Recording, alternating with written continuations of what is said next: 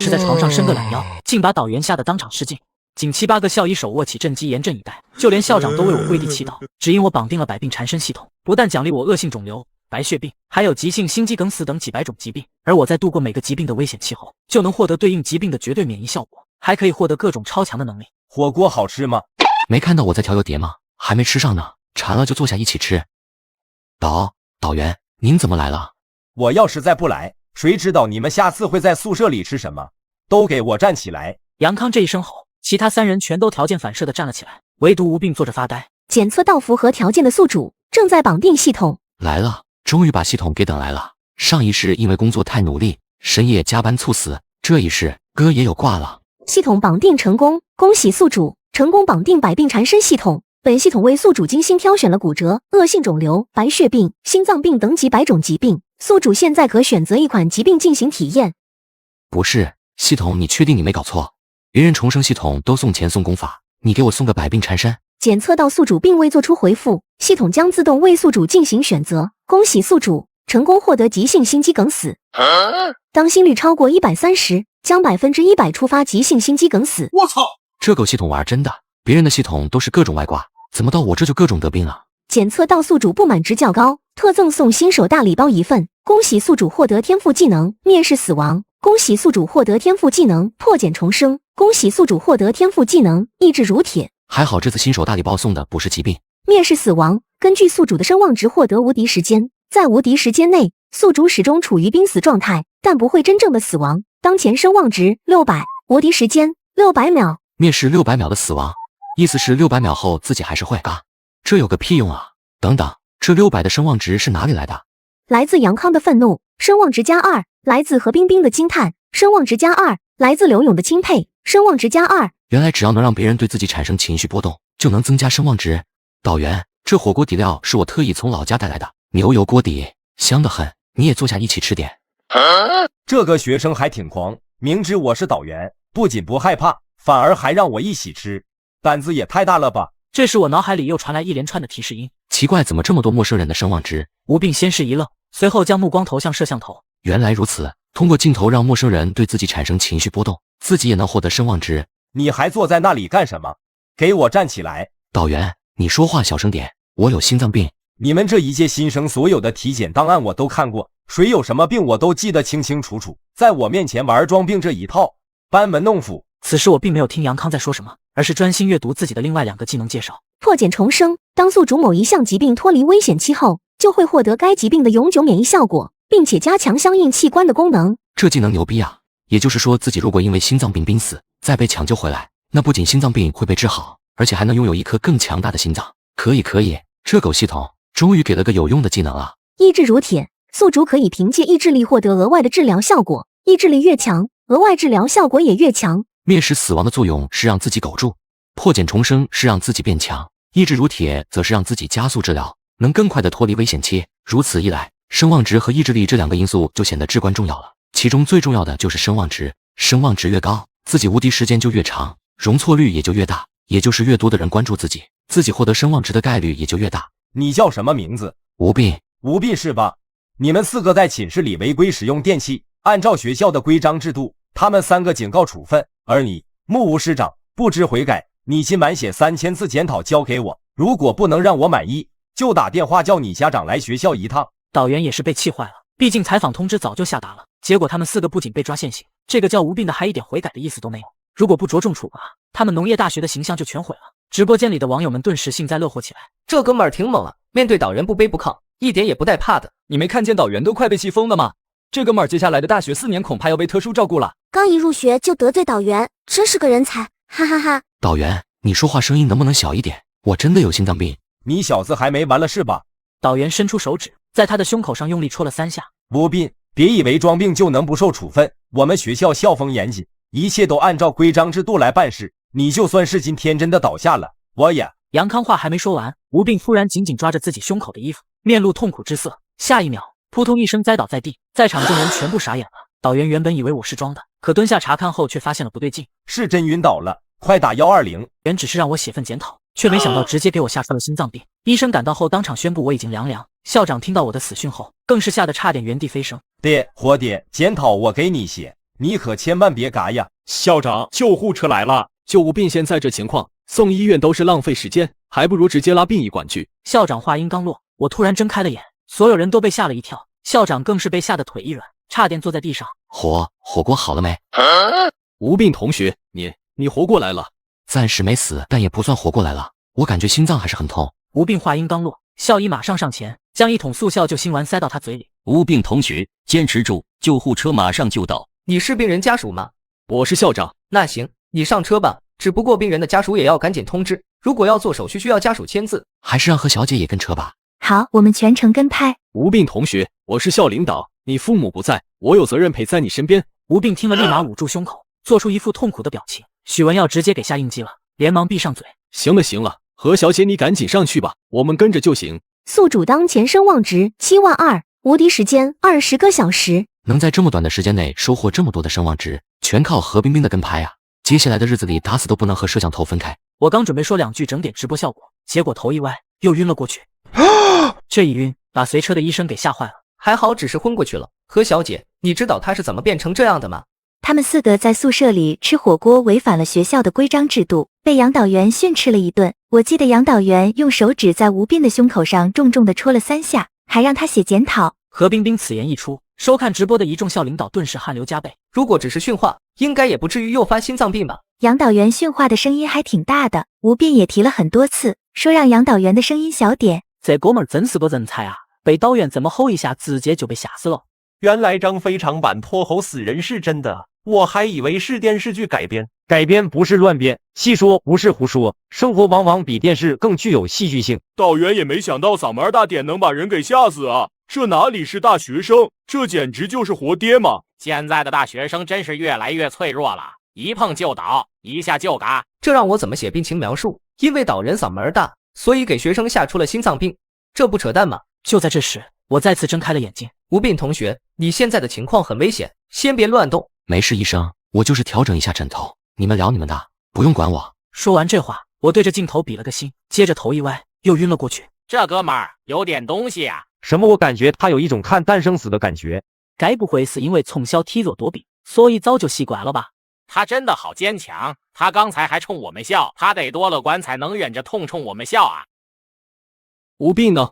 进诊疗室了，现在在接受全面的身体检查。李院长，吴斌的情况怎么样？你们放心，这孩子的生命体征很平稳，应该没什么大事，已经有专业的医生在给他做检查了，报告很快就能出来。听李院长这么说，所有人都松了一口气，毕竟在心脏病方面，他的话就是最有含金量的。你们这是在直播吗？什么节目？我们是名校生活栏目组的。哎呀，我是你们的铁粉，没有想到有一天我也能上你们栏目，要不你们顺便采访我几句。这李院长怎么这么自来熟啊？那李院长，吴斌同学的情况真的稳定了？刚才他晕倒的时候情况还是很吓人的。根据你们之前的描述，我初步断定他应该是心梗发作。心梗的特点就是极危险，这种病猝死概率很高，如果耽误了送医时间，死亡率也很高。但吴斌同学送到我们医院时意识清醒，还能简单进行交流，这种情况说明他的危险期已经过，我们只需要保守治疗，就能让他慢慢康复起来。李国泰话音刚落，诊疗室的门被猛地推开，一名护士惊慌失措地冲李国泰大喊：院长，不好了，那个学生的心脏又停跳了。什么？这怎么可能？李院长，吴斌的情况怎么样？我从没遇到过这么古怪的病人。听李国泰这么说，所有人都是一愣。李院长，哪里古怪了？通过检查，我们发现吴斌同学的身体各项指标都很低，因为血氧太低的缘故，他的身体很多功能已经出现了问题，整个身体都处于崩溃的边缘，而且他的心脏问题很大。一般来说，心梗患者都是梗塞其中一根血管，极少情况会出现梗塞2根的情况，但吴斌同学的血管3根全部阻塞了，但并不是同时阻塞，而是跟玩似的，一根换一根的轮着堵。所以李院长，医院现在对于吴斌的情况有治疗方案了吗？需要给吴斌同学立马进行心脏搭桥手术。我的乖乖，这下搞严重了，竟然直接就心脏搭桥了。我怎么没听懂呢？有医学大佬解释一下吗？通俗来说就是3条高速路都不行了，所以人工再建一条高速路直通心脏。这个手术实施条件很严苛的，不是说想搭就搭。李院长，吴斌同学的一切医疗费用都可以先由我们学校来承担，搭桥什么的我们也不懂，不过一定要给吴斌同学用最好的，千万不要省钱。省钱？你们也太看得起我了。吴斌同学是3条动脉血管轮流梗塞，所以我们不仅要给他进行心脏搭桥，而且要同时搭3根，而不是1根。听李国泰这么说，所有人都倒吸一口凉气。一次性搭3根，这么离谱的吗？许校长，你也不用太担心，心脏搭桥虽然是大手术，但成功率在97%以上，一般来说不会有什么大问题。但是，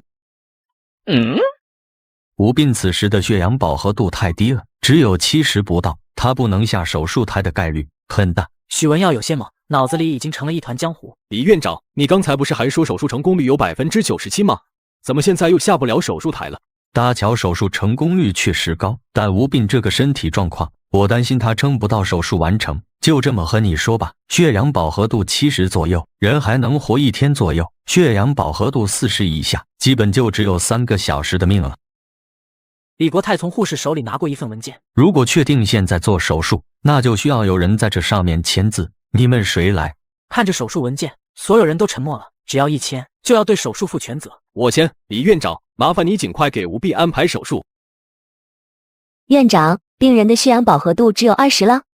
只有20了？你他妈在和我开玩笑是吧？许文耀面如死灰，刚签完字的右手哆嗦的和鸡爪一样。心疼校长1分钟，刚签完字人就不行了。现在下结论也太早了吧？连李院长也没说不行啊。兄弟，你知道血氧饱和度20是个什么概念吗？就这么说吧，那边心脏搭桥的手术准备工作刚做完，人就可以直接送进太平间了。多好的一个大学生啊，就这么被吓死了。这下导员和校领导也跟着一起完蛋了，2人估计都得被判刑。小祖宗啊，你可千万不能嘎！只要你手术成功了，我以后一定把你当亲儿子对待。李院长，吴斌现在到底什么情况？手术成功了吗？你放心吧，手术很成功。这小子真是福大命大。这手术过程中出现了好几次意外，原本我们以为他死定了，结果没想到他全部硬抗过来了。李院长，吴斌除了血氧低，在手术的时候还遇到有其他的意外吗？那可多了，我就没见过这么邪门的人，不仅血氧低，还动脉血管同时痉挛、室颤、心脏停跳、心律不齐。我当了这么多年院长，今天可真是开了眼了，他简直就是按照教科书的在发病。李院长，吴斌的心脏病治好了吗？没问题了，而且根据最新的检测报告来看，吴斌现在的心脏甚至比专业运动员的还要强健，这也是我不理解的。如果我们能找到吴斌心脏强大的原因，那么我国在心脏领域将会取得更大的突破。听李国泰这么说，许文耀简直不敢相信自己的耳朵。离谱，太离谱了！之前随便被导员吼一嗓子就能拉过来抢救，结果现在你和我说他的心脏比专业运动员还要强健，开什么国际玩笑？假的吧？刚做完手术的心脏能比正常人的还强健？如果是别人说这话，我会质疑，但说这话的可是李国泰啊。是啊，你们看刚才那些老教授兴奋激动的表情，根本就不像是演戏，说明这次的手术的确很不一般。这小子的祖宗在地府里多少得是当官的，要不然不可能这么命硬。不对，你们有没有听到什么声音？就和打鼓一样。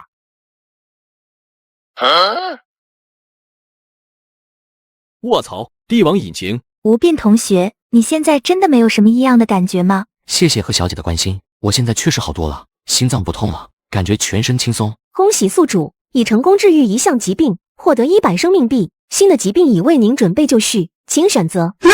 我靠，这狗系统有完没完了？又来！请宿主在2分钟内做出选择，否则系统将随机为您匹配适合的疾病。还自带匹配系统？你以为你在打排位呢？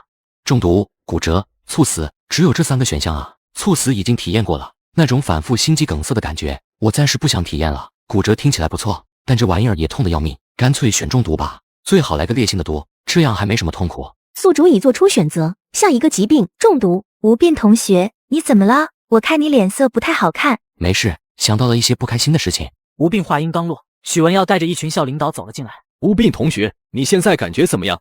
感谢校领导关心，我觉得身体好多了。对了，校长，听说我的手术费是学校承担的。这一点你不用担心，这也是我们学校的工作没有做到位，所以你所有的医药费都由我们学校来承担。另外，这5万块是我们这些教职工的一点心意，你可一定要收下。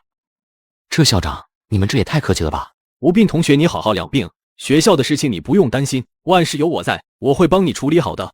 这小子真是因祸得福了，原本以为他刚入校就得罪导员，结果现在好了，校长都站出来为他保驾护航，羡慕嘛，拿命换的。放心吧，校长，我以后一定会好好学习，不辜负大家的期盼，成为一个对学校、对社会有用的人。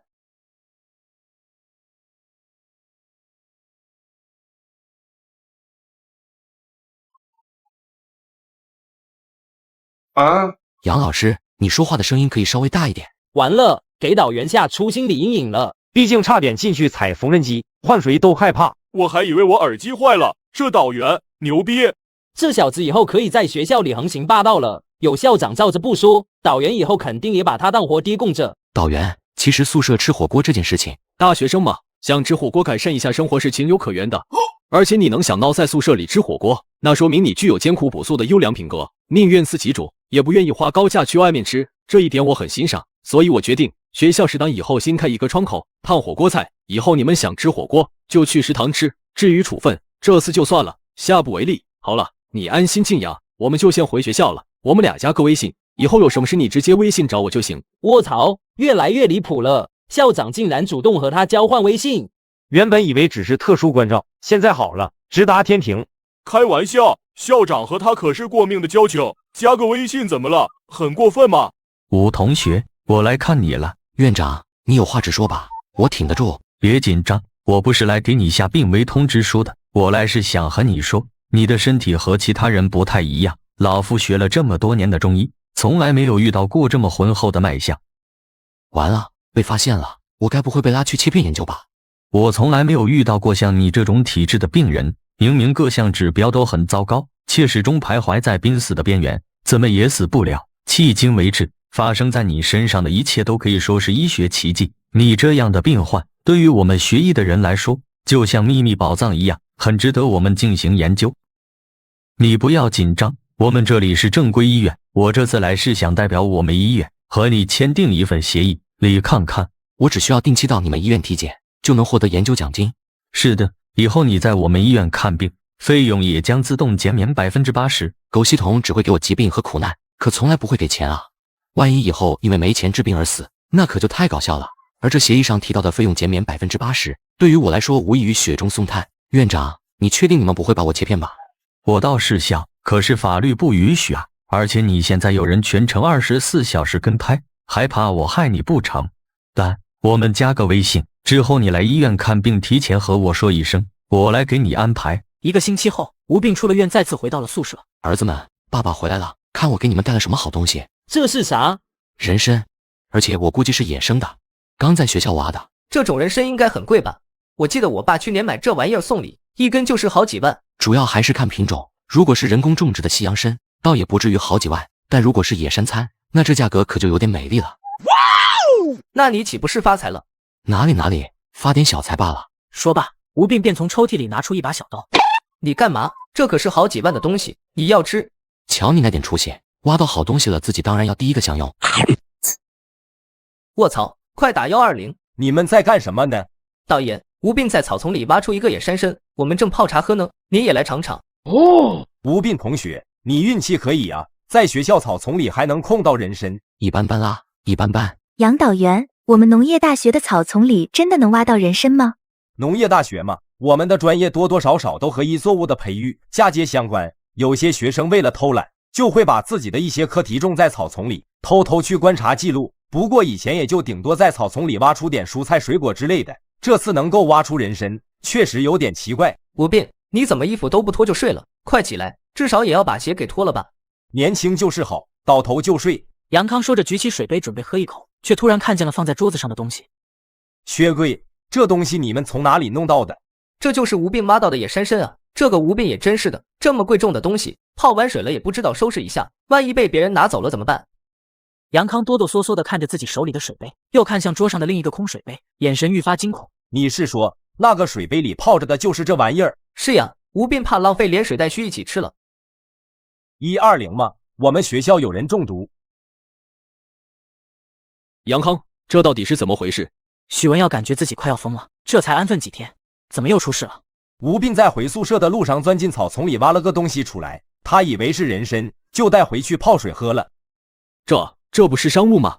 许校长，这个商露是什么东西？有毒吗？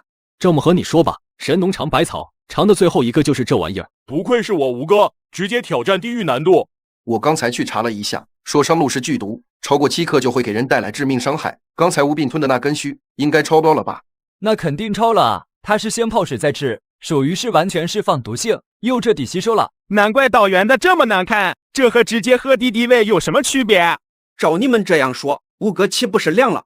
不要怕，相信吴哥，他连心梗都挺过来了，区商露算什么？很牛逼吗？救护车赶到医院，李国泰院长带着各个科室的主任早就等候多时了。校医呢？这次是什么情况？李院长，吴斌误食商露了。此话一出，在场的医生全部瞳孔地震。误食了多少？大概15克左右。送抢救室，让急诊科和内科的人做好抢救的准备。院长，患者开始吐血快了。院长，病人的心率已经降到43了。院长，病人的血氧饱和度下降到35了。立刻给他洗胃，建立起静脉通道。好像这次很严重啊！你们看刚才那血吐的，太恐怖了。毕竟是送走神农的东西，能不厉害吗？这么惨的吗？我还以为送到医院就能解毒了呢。建议去了解一下敌敌畏，那玩意儿才是真的神仙难救，关键走得还痛苦。活爹啊，你咋就这么馋啊？咱猜园子里什么吃的没有，你咋就偏偏捡个阎王贴吃啊？我就查了2次寝，左增，你是跟我有仇吗？要这么折磨我？3个小时后，抢救室大门打开，吴斌被人从里面推了出来。怎么样，李院长？手术非常成功，吴斌同学体内的毒素已经彻底清除了，接下来他只要静养一段时间就可以了。听李国泰这么说，所有人都松了一口气。随后他们又一脸怪异地看着吴斌。那可是剧毒的商露啊，这小子泡水喝了都没死，这不合理啊！我去，我以为这哥们儿凉了，结果没想到他竟然没事。兄弟，这可是抢救了整整3个小时，这也叫没事吗？这哥们儿也是个人才了，3天2头的进医院，而且还都是重病，真不知道上辈子做了什么孽。这小子虽然脆皮，但他祖宗在地府的关系肯定硬，估计10点阎罗全都求了个遍。在吴斌被推进病房以后，何冰冰第一时间上前采访。吴斌同学，你现在感觉怎么样？我感觉很不错，睡得很香。你不知道你在鬼门关前走了一圈是吧？你还以为是睡觉呢。吴斌同学，你之前在草丛里挖到的那个东西不是人参，是商露，剧毒。原来不是人参啊，不过那玩意儿还挺助眠的，我好久没有睡得这么爽过了。吴斌同学，这次多亏了你，不然我们也不知道学校里竟然存在这么大的管理纰漏。在你中毒后，我们已经紧急对所有同学做了思想安全教育，宣传效果显著啊！好，这么晚是吧？合着我吃一次商露，直接就被学校当成反面教材的典型啊！校长，这奖我受之有愧啊！哪里有愧了？你是在用生命向广大同学们做警示，你就是我们学校的英雄。就在吴斌以为许文耀给自己颁完奖以后就该回去了的时候，谁知道许文耀突然眼眶泛红。各位还不知道吧？吴斌同学是孤儿，是凭借自己的刻苦努力学习，硬生生从福利院里考出来的。小吴同学，你放心，从今以后我们农大就是你的家，我就是你的长辈。这个老大比我想象中的还不要脸啊！果然姜还是老的辣。看着直播间里一条条称赞自己的弹幕，许文耀的嘴角比 AK 都还难压。有这么多网友为自己弹幕护体，教育部就算派人下来问责也和我没啥关系了。你好好养病，农大永远都是你最坚实的后盾。谢谢校长。许文耀和杨康刚走，李国泰就带着几名医生进来了。吴斌，感觉怎么样？好多了。别想太多，虽然中毒是一件坏事，但我们却通过检测你的身体数据，获得了很多有价值的研究资料啊！多么美妙的身体呀！我从没见过这么美妙的身体，你简直就是上帝的杰作。吴斌，你别紧张，老陆用词不当，他的意思是你的身体素质很好，甚至有点好过头了。你被送进来的时候，毒素已经随着你的血液进入了你身体的各个器官，我们只能给你补水，做一点辅助工作，谁知道你硬是靠着自身的解毒能力挺过来了。李院长的意思是不是说他们其实也没做啥，吴斌靠自己活过来了？我靠，这咋可能？这能不死？中毒是这样的，除了一些特定的毒素有特效药，其他毒素一旦扩散全身，就只能靠肝脏自己解毒。这也是为什么人一旦中毒，最先出现的就是肝衰竭，因为肝就是负责解毒的，肝脏不行了，那这个人也就凉了。刚才李院长不是说吴斌也肝衰竭了吗？所以这还没凉。所以李院长才说这是奇迹啊！这个就相当于你基地都快被推爆了，水晶复活了。锁穴是吧？好，这么晚，所以在吴病睡着的时候，他体内的免疫系统在乱杀。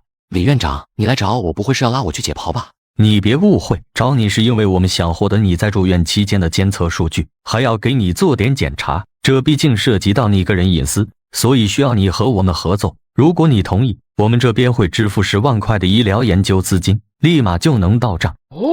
不仅不把我切骗，还要给我10万块，好人呐！吴病这边刚签完字，李国泰就把一张白色的卡片递了过来。这是医疗联盟的白龙卡，全国通用。拿着这张卡，你所有的医疗费都可以先挂账。如果你的体检报告等各项数据能够为我们提供重要的医疗参考数据，那么你的医疗费用就免费，甚至可以获得奖金。我靠，这张卡也太爽了吧！传说中的一卡通，这可比一卡通厉害太多了。能够挂账的卡，说明吴斌的个人信息和病历肯定会上传网络，全网共享，相当于全国的医院都为他服务。我怎么觉得恰恰相反呢？感觉是他在为全国的医院服务。1周后，吴病的身体恢复了正常，便离开了医院。冰冰姐，我睡一会儿。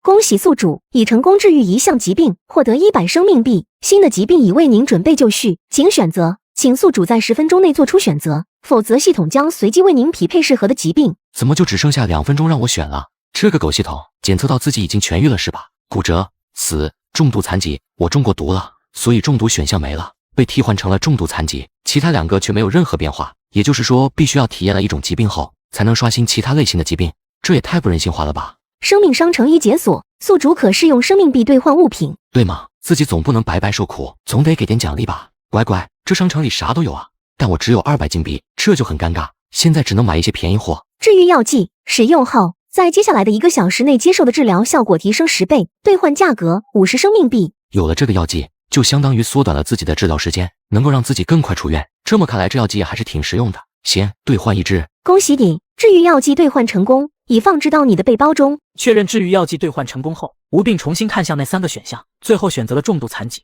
这玩意儿总比猝死要好吧？宿主已做出选择，下一个疾病重度残疾。看着系统提示，吴病心里有些忐忑，毕竟系统没有告知自己是哪里会残疾，应该不会太过分吧？就在吴病这么想的时候，突然外面传来推的一声，车突然停了下来，一个戴着口罩的男人冲过来，猛地敲击副驾驶玻璃窗。你们到底会不会开车？不会开车就滚回去坐公交车，不要开到这外面来祸人。我刚提的新车被你们这一撞，直接就变成事故车了。小伙子，我们也不为难你，你赔我们4万块，这件事就算了。他们俩一定是不看直播的，连我都敢讹。臭小子，你笑什么呢？你再笑，信不信我把你眼珠子挖出来？你们2夫妻也太欺负人了吧！明明就是你们编导加塞违规，怎么还好意思骂人呢？就是，更何况对方还是个孩子，你们这样也太不讲道理了。你们知道是怎么回事吗？一个个在我这里装什么英雄好汉呢？你们别以为你们人多就有道理，今天他要是不赔钱，哪里都不准去。担心事情越闹越大，何冰冰带着摄影师也从车上走了下来。女人一看见摄影师扛着那么大一个摄影机，随后瞬间暴怒：你拿着那个破机器对着我拍什么呢？你们呢？这是侵犯我的肖像权，知道吗？赶紧关了。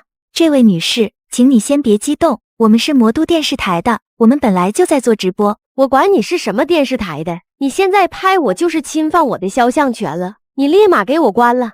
大婶，我可警告你，我们摄影大哥扛的都是专业设备，一台摄影机10几万起步，如果你弄坏了，你赔得起吗？什么破摄像机，我才不稀罕碰，我还以为你是哑巴呢，结果你会说话啊，小杂碎一个。你胆子好大啊，连我都敢骂。知道这张卡是什么卡吗？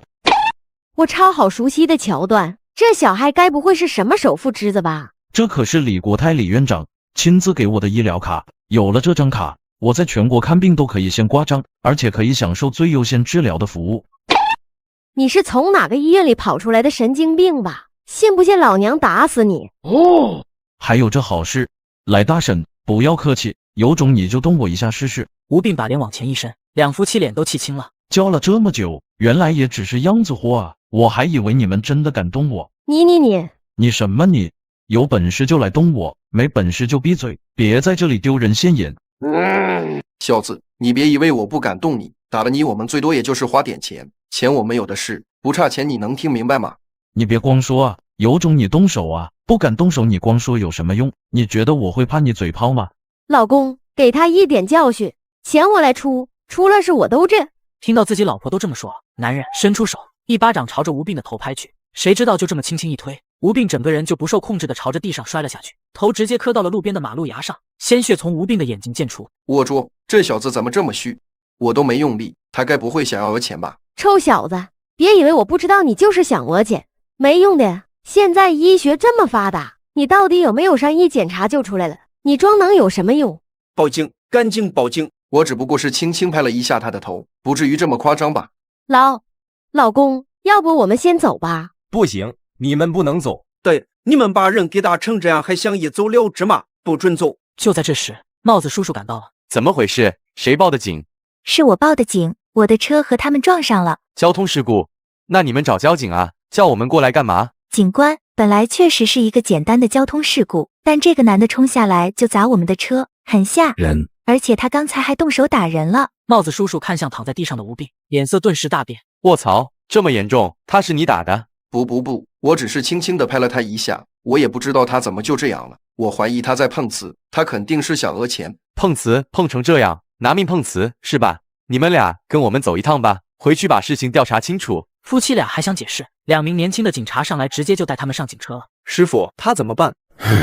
这么严重的伤，这次多半要变成刑事案件了。待会儿你跟着他去医院，听听医生怎么说。我回局里调监控。这孩子也太脆了，这轻飘飘的一巴掌，怎么就把眼睛给伤到了呢？还是2只眼睛？有没有懂行的说一下，吴斌这到底是什么情况？怎么眼睛还流血了？初步推断，应该是头部受到重击，导致眼部受创，有眼球爆裂的可能性。楼上的你开玩笑吧？就这么轻轻扇一巴掌，这就眼球爆裂了？扇的那一巴掌也许不重，但他的头是结结实实摔在马路牙上的，这就很严重了。不要小看摔倒对大脑带来的冲击力。都别猜了，等到了医院就一切都知道了。事情的经过我们已经了解，你们因为交通肇事下车对对方的车辆进行打砸，而且还辱骂他人。大学生无病气不过，下车与你们理论，你们动手将他打伤，对吗？不对，我老公下车敲车窗是想让他们下来沟通，那是我们刚买的新车，结果才刚上路就被他们给撞了。交警部门已经把事故鉴定书送过来了，明明就是你们实线加塞，负全责，而且你们还暴力敲打车窗，人证物证俱在，你们难道还想要抵赖吗？你们打砸对方的车辆也就算了，这只是破坏对方的财物，但为什么之后要动手打人呢？对方只是一个大学生啊，你们怎么能下那种狠手呢？警官，这我真的不能认，那小子真的是在碰瓷啊！我就是轻轻拍了拍他的头，他直接就往地上躺，这不是碰瓷是什么？就在这时，康欣的手机响了起来。师傅，医院那边给出伤情鉴定了，病患一侧眼部损伤致成鼻泪管全部断裂，内眦韧带断裂影响面容，右侧眼眶骨折显著塌陷，耳廓损伤致使显著变形，最严重的是双眼眼球视网膜受外力击打导致脱落，有极大概率永久失明。陆广浩两夫妻听到后整个人都傻了。开玩笑吧，就是轻轻拍一下，怎么就永久失明了？你们还要狡辩吗？你们见过为了碰瓷把眼睛弄瞎的吗？两人听到这话，顿时像是吃了屎一样。警官，我们赔钱行吗？现在这件事已经变成了刑事案件了，明白吗？等着判刑吧。院长，这一次吴斌的情况很严重，视网膜严重脱落，有很大概率他会失明。李国泰喝着茶点了点头。我知道。那院长，你既然知道，你这太平静了吧？刘主任，你才休假回来，所以不清楚吴斌的情况。来，我给你看看他的病历。刘主任听得莫名其妙的，可当他看完吴斌的病历后，沉默了。因为导员说话声音太大，所以心梗发作入院抢救，后来又因为误食生路中毒，紧急送到医院来进行洗胃解毒。最要命的是，这小子今天刚出院，我靠，这是什么鬼？如果换做一般人，早就凉透了。但这小子一直在阎王面前蹦迪，至今还活着，所以你现在能理解为什么我这么淡定了吧？理解，完全理解。他现在康复的概率有多大？很小，1/1000。那就没问题了，你只管放心大胆的给他做手术，其他的什么都不用管。手术的视频要全程录制，这会成为我们医院很好的研究材料。1个小时后，手术室的门打开，刘主任十分兴奋走了出来。院长，神了，真是神了！我都以为他没救了，却没想到给他做手术的时候一切都特别顺利，药物的治疗效果都是平时的10几倍，我还以为是我用错剂量了，吓了我一跳。这也太魔幻了吧！行了，我知道你们现在很激动，手术到底进行的怎么样了？手术非常成功，吴斌同学的体质非常强悍，视网膜也已经全部复位了，只要在接下来的一段时间里好好静养，恢复到术前的状态，应该问题不大。这也太夸张了，吴斌这到底是什么体质啊？我好想拥有。这医生竟然说吴斌体质强悍，给我逗乐了。从某种角度来说，的确算是很牛逼了。就在网友们热烈讨论的时候，吴斌被人从手术室里推出来了。就是他头上缠绷带的那个小子。这里是医院，你们想要干什么？我是严世奇，是魔都政法大学的教授，这些都是我家里的亲戚，特意来看望吴斌的。你们是病人家属吗？你们来进行探望，吴斌同意了吗？看你们气势汹汹的，是来找茬的吧？是这样的，我女儿之前和吴斌同学有一点误会，所以我们这次来呢，其实就是想取得吴斌同学的谅解，希望他能够不再追究这件事情了。我愿意承担他所有的医药费，而且还愿意再给他100万的营养费。我真的就只是轻轻拍了他一下。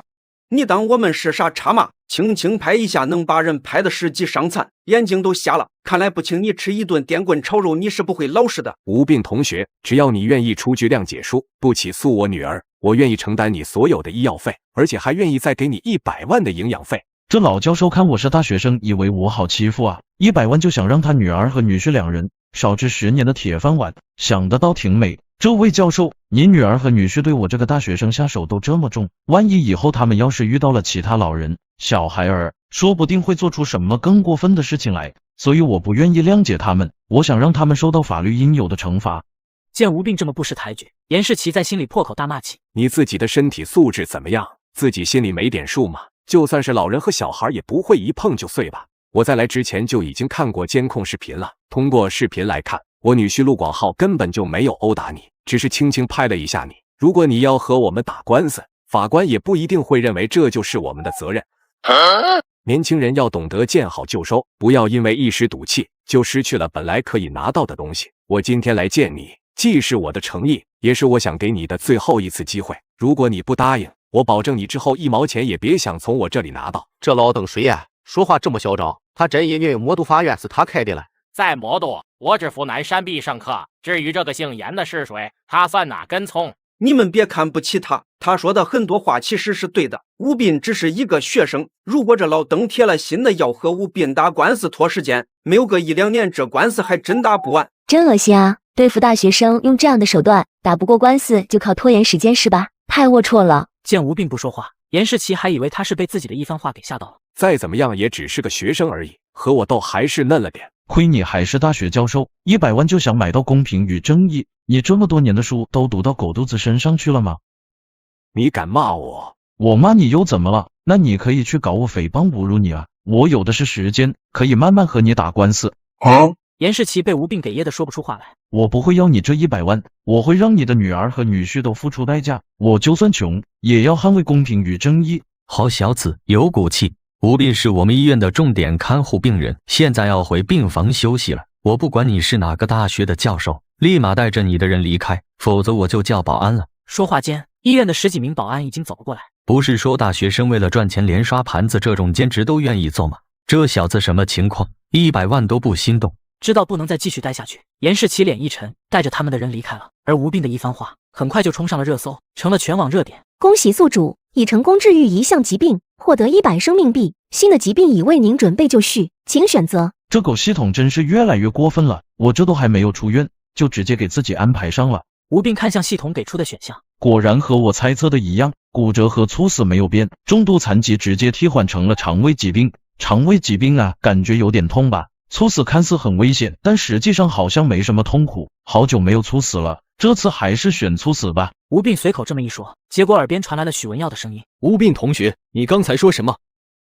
校长，你怎么来了？吓我一跳，看来是我听错了。我来看看我们学校的大英雄。突然有种不祥的预感，这老登不会又拿我做什么文章吧？这一次你的事情我们学校知道了，第一时间就派人去进行了解。你放心，有学校给你做坚强的后盾，你不用害怕任何人。严世奇威胁你的事情我也向上面反映了，今天上面已经给出了答复，取消他名誉教授的头衔，以后不再享受这些待遇。难怪他选择这个时候来看望我，这老登是来邀功的啊，顺便还能狠狠蹭一波流量，真贼！谢谢领导关心，我真的是太感动了。嗨，这些都是应该的嘛。许校长，你也在？是啊，我来看望一下吴斌，他大概还需要多久才能康复？我们来就是要给他拆纱布的。眼科主任上前，在所有人的期待下，小心翼翼地把纱布拆开。可当纱布拆开后，所有人都不淡定了。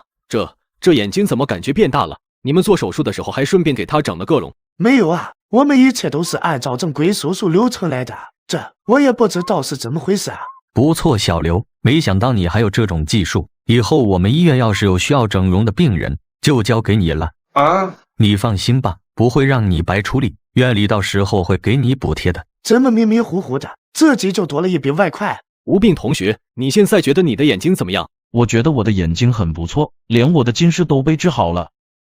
不是，这手术还有这功效吗？我怎么不知道？怎么总感觉你小子有点邪门呢？不过你的视力已经恢复了，那就回学校吧，我给你办出院手续。谢谢李院长。等一群医生走了以后，吴病发现许文耀还站在身边。许校长，你还有事？你这不是可以出院了吗？反正我也要回学校，你可以坐我的车一起回去。吴病嘴角抽了抽，这个许文耀蹭流量蹭上瘾了是吧？好的，校长，那我收拾一下。出院后，吴病坐上许文耀的车往学校走。这一路上风平浪静，没有遇到任何意外。当车停在男生宿舍门口的时候，许文耀的表情有些失望。这老登，这是盼着自己再和别人撞一次是吧？难怪这一路上司机开车这么狂野，有好几次都感觉司机在违反犯罪的边缘上疯狂试探。原来这一切都不是自己的错觉啊！谢谢校长，那我上去了。那人谁啊？怎么还从校长的车上下来？他你都不知道，我们学校的脆皮大学生吴哥，就是那个被导员下刀去抢救的人，就他也配得上这一声哥。一看你就没有经历过社会的毒打，不知道吴哥到底有多厉害。儿子们，爸爸回来了。吴病原本以为会迎来热情的拥抱，谁知道其他3个舍友坐在电脑前，正激烈的打游戏。老宋，玩什么呢？这么认真？我们在和隔壁宿舍打内战呢，你来的正是时候，快来帮我们打。不玩，我是一个成熟的男人，不玩游戏。你别在这儿和我扯犊子了，这可关系到我们整个寝室的面子。什么意思？之前你不是被导员吼进医院抢救了吗？这事被人发在网络上，很多人都说你是我们大一男生的耻辱，说你弱不禁风，当代林黛玉，娘炮，娘娘腔。停，我怎么感觉这些话都是你的心里话？你想这样骂我很久了吧？哪有，吴哥你这就误会我了，我对你的忠心日月可见啊。少扯淡，说正事。原本这件事呢，也就到此为止了。有人看不起你也很正常，毕竟你确实脆了一点。结果你偏偏又因为吃商务中毒进医院了，这下可就惨了。我们寝室成了全校公敌。我自己吃中毒进医院，和他们有什么关系？当然有关系。你知不知道，你进医院以后，学校就开始搭理整顿玫瑰种植的现象。听说有很多学长学姐的实验作物都被铲除了，谁求情都没用。许文耀之前来医院看我的时候，好像确实说过这件事情。我说怎么觉得哪里不太对劲？这尼玛，原来是在这等着呢，把我推到风口浪尖，强行推动学校改革，功劳他领，黑锅给我背是吧？你最近出门最好戴个面具，要不然我真怕你回不来。不对啊，这和这把游戏有什么关系？隔壁宿舍有个富二代，他看你最不顺眼，这些天你不在，他就挑衅我们，说要和我们来一场比赛，谁输了谁以后就叫他们爹，所以我们就……不过我也没想到对方这么猛，5局3胜以下就输了2把。年轻气盛我能理解，但我就想问一句，你一个黄铜，谁他妈给你的勇气接这种父子局啊？吴哥你别生气啊，你别看我是黄铜，但其实我不是一般的黄铜，我是黄铜中的王者。那不还是黄铜吗？行了，让开，看哥操作。吴病加入对局后，很快便连胜2局。就在决胜局的时候，另外2个队友却开始送起了人头。怪不得他们敢打父子局，原来是我们请的2个外援被他们买通了。一想到有可能会输掉，吴病就有些烦躁。就在这个时候，吴病感觉脑袋胀胀的，有些眩晕。我靠，不会在这个时候犯病吧？别搞啊，大哥！哥们，发生什么事情了？说是五杀被抢了，气得晕了啊！我就是闪现抢了他一个五杀，怎么还晕倒了？如果吴病是因为我被气的住院，那这个后果……苏哲已经不敢再继续往下想了，站在一旁的中唱更是彻底慌了神。这事儿要是放在别人身上，确实挺离谱的，但放在吴病的身上就很合理了。上一次导员指示吼一声，他就直接心梗被送进医院抢救了。这次被抢五杀，对他的刺激该有多大啊？而且我听说这一次他们宿舍是和赵豪那个宿舍打父子局，这么关键的五杀被人给抢了，那能咽得下这口气吗？苏哲越听越觉得手脚发冷。就在这时，宋兵一眼就看见了站在人群里的苏哲。苏哲中唱，你们2个混蛋，竟然还敢过来看热闹！宋兵直接冲上去就给了苏哲一拳。一开始大家还不明白发生了什么事，所有人都拉架，但根本就没人拦得住。老子真是瞎了眼才会找你当外援，你说吧，赵豪给了你多少钱，才能让你做这种丧尽天良的事情？合着眼前的这2个人就是内鬼啊！老子打游戏最痛恨演员了，兄弟们干他！不愧是我吴哥，被抢个5杀，竟然又直接被送上救护车了，太猛了！难怪李院长要给吴哥办一张医疗卡，现在看来是真有先见之明啊！网友们议论纷纷，因被抢5杀，脆皮大学生被气得当场晕厥，也成为了热搜帖。这一次利用吴斌对校园内部的整治行动非常成功，教育部那边已经准备给我嘉奖了。这个吴斌真是我的福星啊！趁吴斌现在热度还比较高，我得好好再宣传利用一下，最好把他牢牢和我们农大绑定在一起。只不过应该怎么操作呢？校长，不好了，校长！杨导员，你马上也是要晋升的人了，怎么还这么不沉稳？校长，我也很想沉稳，但这件事情真的沉稳不了啊！吴斌他又晕倒了，怎么回事？和我们的教职员工有关系吗？没有，是同学之间矛盾引起的。那是我们的管理制度有问题，他们打架了。杨康还是摇了摇头，将事情的来龙去脉和许文耀说了一遍。许文耀听完以后，第一反应就是难以置信，因为打游戏被抢5杀，所以被气晕过去了。如果不是见识过吴斌有多脆皮，许文耀都觉得杨康在和自己开玩笑。不过很快，许文耀就回过神来，他非但没有慌张，反而拍着手哈哈大笑起来。好好好，天助我也，真是天助我也啊！校长该不会大受刺激，疯了吧？校长，你是不是没有听清楚我在说什么？吴斌被气晕送进医院了，而且根据医疗组的反馈，吴斌这一次很有可能是脑梗，情况十分危险。危险好啊，越危险越能体现这件事情的严重性，越能给所有人都敲响警钟。这是一个好机会，可以让我们好好整顿一下校内沉迷电子游戏的不良风气。通知教务处的人召开紧急会议。这也能拿来做文章？就在许文耀通知教务处开会的时候，吴斌已经再一次被送到医院了。李国泰带着一群专家两眼发光的看着被拉回来的吴斌。怎么了？这小子怎么又回来了？问问是出什么问题了？归哪个科室管？好希望是我们科室的病啊！我已经好多年没有发表过像样的医学研究论文了。怎么回事？负责接送的医生将来龙去脉说了一遍。你是说他玩游戏被气成这样的？是的，院长，如果不是我们在现场，我也不相信。这小子总能给我带来惊喜啊！吴斌刚被拉走，就又有2个推车急匆匆的从外面推了进来。什么情况？农大送过来的，说是被人打晕过去，送过来让我们给看看。还行，只是晕过去了，应该没什么大事。先送去检查吧，别妄想就是李送，我看得心慌。这不就是那2个内鬼吗？被人打晕了，活该呀！这种内鬼就应该有这种下场。谁打的？他们该不会能查出来吧？不要因为这件事情背了处分，那可就划不来了。打他们2个应该算见义勇为，背什么处分？李院长，我们又见面了。许校长，要不商量一下，我们医院和你们学校直接搞一个合作吧？你们这学校的学生总不能天天进我们医院吧？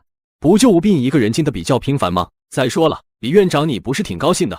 高兴个屁！这小子是有很多值得研究的地方，但他不能3天2头的往这来吧？还总是抢救，我真担心我们医院的那些老家伙身体吃不消。这次听说是在你们学校打游戏被气进来的，你们学校现在打游戏都这么猖狂吗？学生们打游戏这件事情，我其实在很早之前就在抓了。平时学习累了放松打2把游戏没什么，现在竟然还玩出对赌的形式了，这就绝对不行。所以吴斌同学这次的事情也给我们敲响了警钟，在学生玩游戏这一块，我们农大肯定会很抓一下，绝对不能让这种不良风气在我们学校蔓延开来。我的天啊，学校竟然要开始狠抓玩游戏的了，还要不要人活了？完犊子了！看来我这个赛季上榜者应该是没什么希望了。我怎么感觉校长在拿吴哥搞事情呢？之前是整顿乱种植的问题，现在又开始整顿起游戏了。这位学弟，你的感觉没错，许校长早就想大刀阔斧的搞改革了，只不过一直没有找到合适的机会，现在机会有了，能不好好操作一番吗？许文耀这边正说着话，一个中年妇女带着赵豪从远处急匆匆的走了过来。许校长，你怎么也在这儿？李太太，这件事情和你有关系？没什么关系，只是我儿子和我说被气晕的那个是他的好朋友，所以我赶紧过来看看。和吴斌开父子局的，该不会就是你吧？校长，我也没有想到他会这么脆弱啊，只不过是5杀被抢了而已，竟然还被气晕了。李燕伸手拽了赵豪一把，示意他不要再多说了，随后从包里拿出一个厚厚的信封递了过去。许校长，我家这儿子就是讲义气，心地善良，虽然这件事和他没有什么关系，不过看在大家都是同学的份儿上，这1万块钱是我们的一点心意，还希望许校长能够帮我们代为转交。真是有其母必有其子啊！吴斌就是被赵豪安排的人给气进医院的，他竟然说和赵豪没什么关系。其实从法律上来说，确实没什么太大的关系。估计这个女人的老公挺有钱的，所以想要花钱把事情给摆平，不想让事情闹大。果然，对于有钱人来说，解决问题的一切方式都是花钱。这个赵豪之前不是很牛逼吗？怎么他现在不叫了啊？以为自己有几个臭钱买通内鬼，就可以当吴斌的野爹，结果现在好了，吴斌直接超进化，成为他的活爹，哈哈哈！和你们有没有关系之后就知道了，现在你们说了也不算。见许文耀没有接他递过去的信封，李艳顿时急了。这许文耀之前对我们一家可是十分客气的，甚至还主动请我们吃过饭。现在我主动示好，他竟然为了一个没有背景的孤儿这么不给我面子。李院长，你也看到了，我是出于人道主义关怀才来看看吴斌同学，这钱许文耀不收，要不你收了吧？李太太，这你就不用担心了。吴斌同学是我们医院重点看护对象，所以他的医药费我们会自己解决。倒是你这孩子嘛，还得好好教育一下。邪了门了，连我的面子都不给，一个孤儿大学生而已，至于这么重视吗？就在李艳十分生气的时候，她的老公赵汉打来了电话。我听人说小豪在学校里闯祸了，怎么回事？没什么事，就是小孩吵架，然后有个小孩气性太大了，直接进了医院。因为吵架进了医院，这是多脆弱啊！小豪骂他了吗？应该是骂了吧，要不然咋会把人挤进医院？不过小孩子吵架有时候骂几句很正常，这件事你别管了，我能摆平。不等赵汉多问，李艳直接挂断了电话。坐在办公室里的赵汉越想越觉得不踏实。如果真的只是小事，李艳根本就没有必要特意跑一趟啊！不行，我还是得去看看。手术进行的怎么样？还成功吗？吴斌的脑梗比我们想象中的还要严重。虽然我们已经竭尽全力帮他解决了脑梗的问题，但因为长时间大脑供血不足，所以他的脑部多个区域肯定会受到影响，也有可能会成为植物人。一听老教授这么说，所有人都傻眼了。不是吧？我吴哥神功护体，这就记了。已经算运气很好了，他能活到现在，我都觉得是一种奇迹。给我一种阎王爷拼了命想收他，但始终收不到的感觉。植物人才是最惨的，看似活着，其实已经死了。这个结局也太惨了吧！我不接受，可不可以退回去重新手术？兄弟，你当医院是你家开的呢？说重新手术就重新手术。一听吴斌有可能成为植物人，赵豪脸都吓白了，因为父子局从一开始就是他撺掇起来的，那两个内鬼也是他买通的，一切的一切都是因他而起。如果对方真的要较真，他肯定脱不了干系。许文耀的脸色很难看，他没有想到这一次吴斌竟然没有挺过去，直接就成了植物人。李国泰脸色更难看，他们医院的先天小白鼠圣体就这么被赵豪给气成植物人了，他现在杀人的心都有。先送吴斌回病房，这件事情我们会为他讨回一个公道的。就在这个时候，得知消息的赵汉匆匆赶到。逆子，你真是要气死我了！没等赵豪反应过来，赵汉狠狠一巴掌直接甩在了他的脸上。赵汉，你是不是疯了？这件事情和小豪有什么关系？你为什么要打他？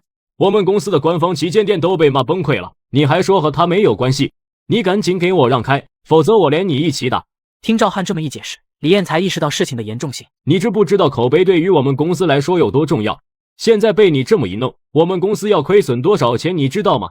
要怪就怪那小子自己身体不行，我已经在网上搜过了，他就是那个什么脆皮大学生。他本来身体就不好，脑梗变成植物人说不定就是他自己的问题，怎么可能和我们小豪扯上关系呢？听李嫣这么说，赵汉整个人脸色大变。你刚才说什么？那个小伙子变成植物人了？完了，这下一切都完了。如果这件事情处理不好，我和公司恐怕直接就得预定热搜榜。我他妈打死你个败家子！我怎么就生了你这么个混账玩意儿？李艳想上前阻拦，结果直接就挨了2巴掌。李院长、许校长，你们不是认识他吗？不上去拦一下吗？这么打下去会出事的吧？他现在正处于极度愤怒的状态，狗过去了都得挨2巴掌，我怎么敢过去？打吧，打坏了我能治。你个混球！咱们家公司要是因为你打了把游戏倒闭了，看我不把你腿打折！给我滚过去跪着！什么时候吴斌醒了，你什么时候才准给我站起来？赵豪不敢违抗赵汉的话，只能老老实实的滚过去跪着。赵汉对着摄像头故意做出痛心疾首的表情。是我教子无方，让大家看笑话了。就在这时，护士从里面急匆匆的跑出来。院长，吴斌醒了。一听护士这么说，所有人的精神都为之一振，尤其是那名老教授，更是一脸见了鬼的表情。他醒了，这怎么可能？不应该这么快就醒了。老教授，你还是不懂，吴斌的身体素质可是十分强悍的。和身体素质有毛的关系？他麻药的效果应该还没过，他怎么醒过来的？我操！都在那。吴斌同学，你是怎么醒过来的？按理说你身上的麻药应该还没有失效才对呀。还没有失效吗？糟了，醒早了，这要怎么解释？难道说是因为你手术做的太多，所以对麻药产生抗性了？对，老教授，就顺着这个思路往下想。总之，一切事情总归是有科学解释的。你身为一个医学教授，要相信科学吗？吴病，你现在感觉怎么样？有没有哪里不舒服？只是有点头晕，其他也就没什么地方不舒服了。听吴病这么说，一众脑科专家惊叹不已。吴病的这个身体素质，当真是逆天啊！脑梗失血这么久，竟然只是有点头晕。还是做个测试吧。李院长，没这个必要吧？我只要能醒过来不就行了吗？这怎么会没有必要呢？你能在那种情况下这么快速醒过来，这在脑科医学界绝对是一个奇迹。所以你现在的恢复情况，对整个医学界来说有着至关重要的意义。可是这跟我好像没什么关系吧？你恢复的越好，我能为你申请到的专项研究资金就越多。能够为我们国家的医疗做贡献，这是我的荣幸。李国泰拿出2个苹果，看这2个苹果，你觉得哪一个更红一些？这个苹果更红，正是口感最好的时候，而左边的这个苹果已经熟过了，里面已经开始发烂了，所以它要稍微黄一些。吴病这话让所有人都觉得不可思议。你能看得出哪个苹果是烂苹果？是啊，只要能精准分辨苹果外表的颜色，就能知道哪一个是烂苹果。你们要是不相信，可以将左边的苹果切开看看。果然，左边的苹果切开后，里面已经开始发黑发烂了。这怎么可能？就这么随便看一眼就能知道苹果好坏？李院长，我这恢复的还不错吧？的确不错，但还不够。这还不够，那我就再给你们露一手。你们还有什么要测试的？一起上吧。老教授拿出一本小册子，递给吴病。现在主要测试一下你的记忆力，给你5分钟的时间，你仔细阅读这本书，从第1页开始。到时候我会询问你一些有关这本书问题，你直接凭借记忆回答我就行了。吴病接过册子，在老教授开始计时的同时，他拿着书翻了起来。5分钟后，吴病已经刚好将这本小册子给完全翻完。你问吧。老教授随便提了一个小册子前面的问题，没想到吴病下一秒就给出了答案。记得这么清楚？这本小册子上的内容我已经全部记住了，你随便问，错一个问题算我输。一开始老教授只觉得吴病是在吹牛逼，但他接连提了10几个问题，吴病果然全都答对了，这让一众脑科专家再次惊为天人，看向吴病的脑袋，眼神兴奋。神迹，这简直就是神迹啊！难道说是因为脑梗，所以激发了他脑部功能区的潜能？他立马将手术的所有数据封存，等我们忙空了以后再来研究。此时所有脑科专家看吴病的眼神都充满了炙热，恨不得再给他来一次开颅手术，看看他的脑子到底是怎么长的。吴病，你是不是把这册子上的内容都给记下来了？没错，我都记下来了。小伙子，这事儿可不能拿来开玩笑。吴病也不解释，直接开口将书里的一段内容倒着背了一遍。病房里顿时安静了下来。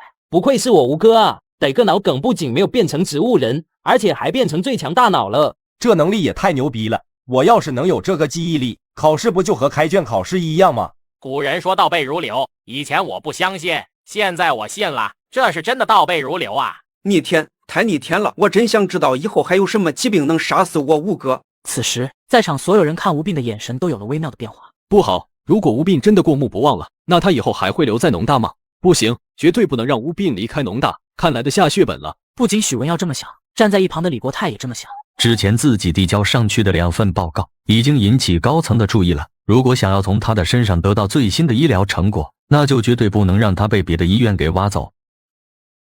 不错不错，吴病同学，看来你恢复得的确很好，这样我会立马向上面申请一笔专项研究资金，估计明天就能转进你的账户里。还是和之前一样，你要陪我们做一系列的检查，你看可以吗？李院长，这笔专项研究资金大概有多少钱？至少15万。那什么，钱不钱的不重要，主要是为医疗事业尽一份绵薄之力嘛。吴病话音刚落，一个撕心裂肺的哭声差点把他给送走。吴病同学，我错了，求求你原谅我吧，我以后再也不敢了。来，叫爸爸。怎么了？不是你说的3局2胜父子局吗？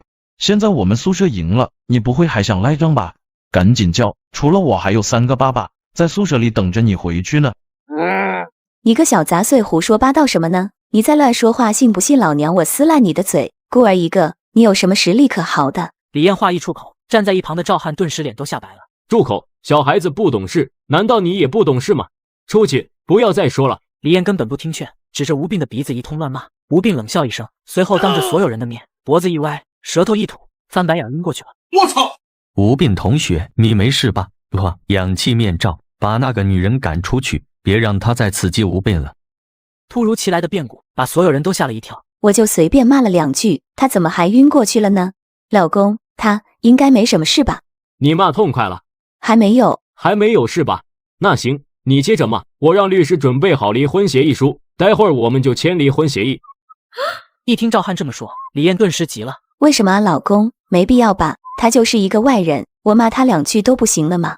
哼，只是一个外人，你自己看看手机，一天时间不到我就已经收到3000多条差评了，还有1000多个退货订单。你知不知道，就因为你这么一骂，公司股价很有可能会直接跌停，一个跌停板，我们公司就要亏损好几十万。你现在还觉得他是一个外人吗？他是我们的活电。李艳脸色煞白，她也没有想到吴斌一个孤儿竟然有这么大的影响力。但我们现在应该怎么办？怎么办？赵汉被气笑了。我不是说了吗？离婚，你判给你妈，你们2个卧龙凤雏过吧，我看你们能把日子过成什么样。行了，你小子别装了，他们都被我赶出去了。院长，你看你这话说的，我刚才的确是被骂的急火攻心晕过去了，可不是我在装。我还能不知道你小子，你就不是一个会吃亏的猪。不过有件事我真得提醒你，虽然我不知道你这个体质到底是怎么回事，但你这次回学校以后一定要注意一点，千万不要再进来了。万一哪一次你真的没挺过来，这对我们大家来说都会是一件很难接受的事情，听明白了吗？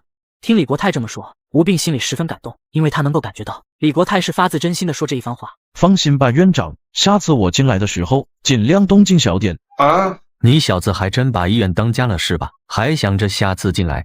对了，院长，我们院的骨科技术怎么样？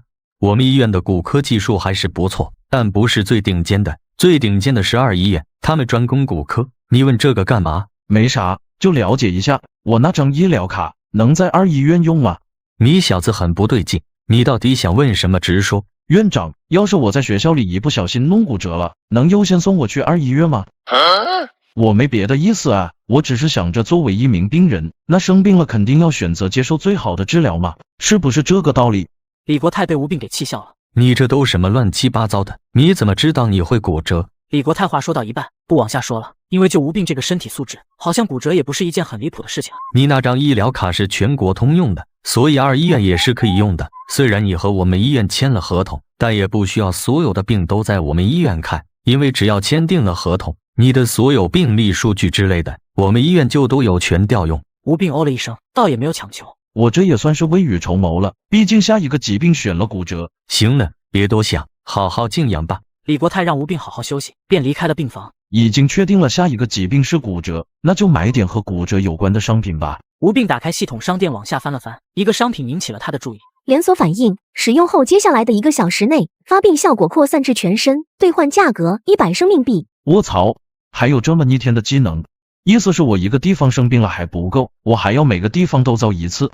更好笑的是，这个自我折磨的技能兑换价格竟然还要100生命币，逆天，太逆天了！傻子才会兑换这种技能。不对，我有破茧重生这个技能，如果破茧重生加上这个连锁反应，虽然发病的时候遭罪了一点，但治愈以后岂不是很厉害？想到这里，吴斌一咬牙，不管了，买！恭喜宿主购买成功，感谢您的消费。购买完后，吴斌长长的吐出一口气。行了，这下一切都妥了，就等着看什么时候发病了。就在这时，病房的门被推开了，一名穿着棕色夹克的男人带着一群人从外面走了进来。哎呀，吴斌同学，我可算是见到真人了，幸会幸会啊！你们是？吴斌同学，我和你介绍一下，这位是我们电视台的台长郑赫。原来是郑台长，幸会幸会。吴斌同学，你和我们台的冰冰相处还算融洽吧？冰冰姐对我很好，是一个很优秀的主持人。那就好。其实我这次来呢，就是想代表我们电视台和你谈一下合作。你现在在网上的热度，想必你也知道，网友们都很喜欢你，亲切的称呼你为翠翠莎。不知道吴斌同学有没有想过，通过流量变现，为自己赚取学费和医疗费这件事情呢？郑台长，我的情况你可能也了解，我是个孤儿，条件确实很差，所以我的确想过流量变现的事情，但就是在考虑去哪个平台对我的帮助会更大一些，还没来得及做决定。这小子是在等我开条件啊！吴斌同学，经过台里的慎重考虑，我们是这样想的：只要你同意，我们继续跟拍你直播间里的收益，我们55分账，怎么样？55太多了吧？我一个学生什么都没有做，那这么多不合适。55还多？吴斌拿55明显是亏了呀。吴斌同学，你不要和我开玩笑，55分成不算多。我知道啊，是你们先和我开玩笑的啊。这小子不好对付啊，是个老手。那吴斌同学，你是什么想法呢？你可以直接和我们说。你看啊，你们跟拍我，只是出一下摄影机和摄影师，搞个直播间就把钱给赚了，还要和我55分账，这很不公平啊！我如果自己开直播，我只需要买一个好一点的手机就行了，账号还是我自己的，对不对？